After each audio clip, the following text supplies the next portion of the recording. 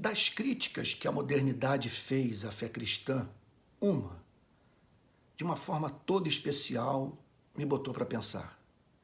Essa gente dizia a seguinte coisa: é inegável que vocês apresentaram ao mundo o mais elevado padrão ético, que, contudo, vocês, cristãos, não vivem.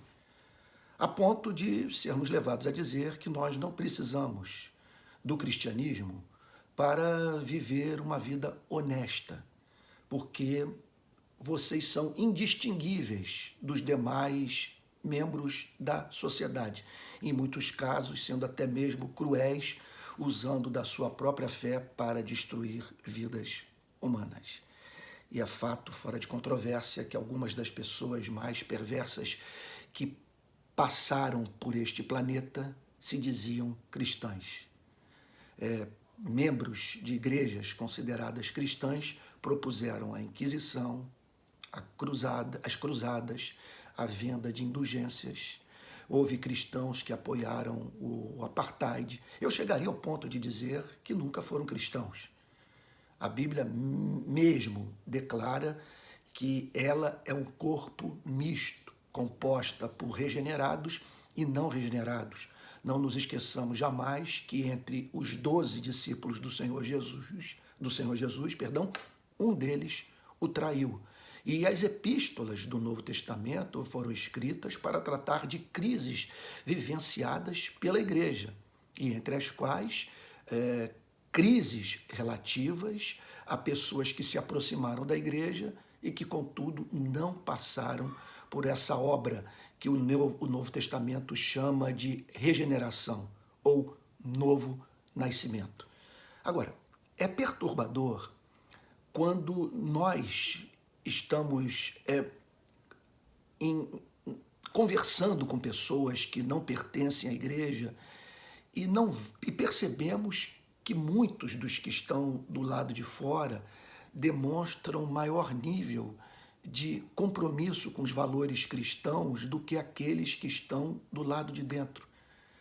Às vezes eu fecho os olhos e digo, mas qual é a diferença entre a conversa que eu estou tendo com esses amigos não cristãos e aquela que eu tenho com muitos que são frequentadores assíduos de igreja, sabe? Truculentos, mal-humorados, grosseiros, estúpidos, indiferentes à dor do necessitado, carentes de simetria de caráter, tão ávidos por conquistarem a chamada felicidade debaixo do sol, quanto aqueles que não conhecem a Cristo, e usando muitas vezes dos mesmos métodos, e tudo sob essa capa dessa religiosidade que causa perplexidade àquele que de fato persegue os ideais do cristianismo. Eu tenho tentado parar para pensar sobre o que está por trás disso.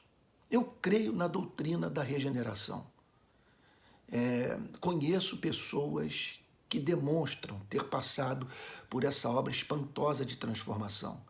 A Bíblia diz que elas estão conectadas a Cristo, que elas são ramos da videira, que é Cristo, que elas são membros do corpo de Cristo, são habitação do Espírito Santo, receberam uma nova mente, um coração puro, dar-lhes-ei coração novo, é a grande promessa da nova aliança.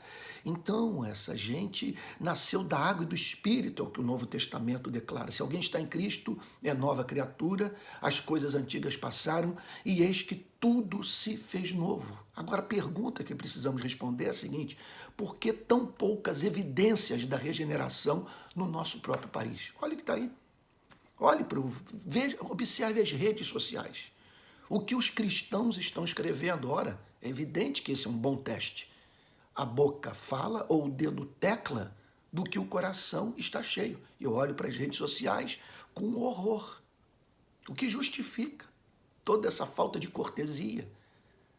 Qual é o sentido de você tratar em público o que deveria ser tratado num telefonema, em secreto, a fim de não expor a vida de gente preciosa?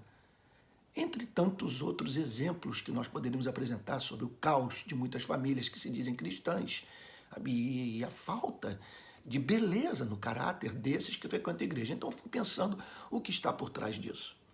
Não há mínima dúvida que a vida do verdadeiro cristão é marcada para sempre pela verdadeira experiência de conversão. Esse encontro com Cristo, ele possui certas características que marcam para sempre a vida do discípulo. E quando esse encontro não se dá nos termos apresentados pelo Novo Testamento, quando essa adesão à igreja, por exemplo, é subproduto dos mais diferentes tipos de motivação, e não daquela percepção de que pecamos, estamos destituídos da glória de Deus, aquele desespero de alma que nos faz procurar perdão e que ao procurarmos perdão em Cristo, recebemos o seu abraço, somos tratados com ternura, com graça, com bondade. Ora, é evidente de que quem experimentou esse inferno na alma e do inferno, pela graça divina, foi elevado aos céus, é evidente que aquele que de rebelde, perdido, condenado, se transformou em súdito, salvo, adotado na família de Deus por um ato de pura graça, que esse carregará para sempre as marcas desse encontro. E, portanto, na vida dessa pessoa, poderemos perceber essa simetria de caráter, a presença harmoniosa do fruto do Espírito Santo. Amor, bondade, longanimidade, misericórdia, mansidão, domínio próprio e assim por diante. Agora, há alguns frutos que devem ser encontrados de uma forma toda especial na vida do nascido de novo, porque eles têm a ver com a espécie de encontro com Cristo que o verdadeiro convertido teve. Esse encontro com Cristo é um encontro com a longanimidade de Cristo, portanto não dá para deixar de ser longânimo. Esse encontro com Cristo é um encontro com a graça de Cristo, portanto há uma tendência a se lidar com misericórdia, há uma tendência de se liberar perdão na relação com aqueles que nos ofenderam. O encontro com Cristo foi um encontro com a misericórdia de Cristo, daquele que se compadeceu por nós, que nos viu sofrendo, carentes de ajuda, uma vez que nós não poderíamos nos salvar.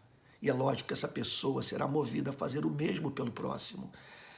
Portanto, não há mínima dúvida de que o que temos aí, essa igreja indistinguível da sociedade não cristã, essa igreja que está longe, muito longe de ser sal da terra e luz do mundo, isso é muito subproduto da espécie de mensagem que está sendo levada para o púlpito, que não leva o ser humano ao arrependimento, que não faz suspirar pela graça de Deus que está em Cristo.